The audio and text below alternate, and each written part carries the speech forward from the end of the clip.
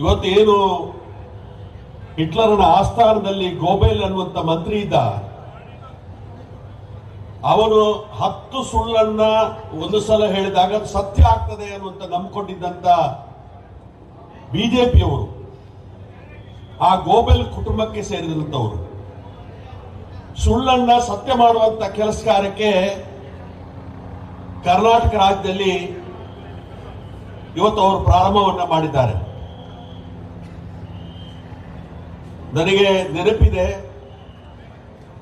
ಒಂದು ಸಂದರ್ಭದಲ್ಲಿ ಎಸ್.ಎಂ. ಕೃಷ್ಣ ಅವರು ಮುಖ್ಯಮಂತ್ರಿ ಆಗಿರುವಾಗ ಕಾವೇರಿಯ ನದಿಯ ನೀರಿನ ಸಮಸ್ಯೆ ಬಂದಾಗ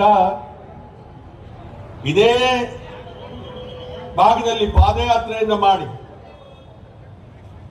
ಬಿಡದಿಯಲ್ಲಿ ಸಾರ್ವಜನಿಕ ಸಭೆಯನ್ನ ಮಾಡಿದಂತ ಒಂದು ನೆನಪು ನನಗೆ ಇವತ್ತು ಕೂಡ ಇದೆ. ಬಿಡದಿ ಅಂತ ಹೇಳಿದ್ರೆ ಸತ್ಯವನ್ನು ಯಾವತ್ತೂ ಕೂಡ ಬಿಡ್ಲಿಕ್ಕಿಲ್ಲ.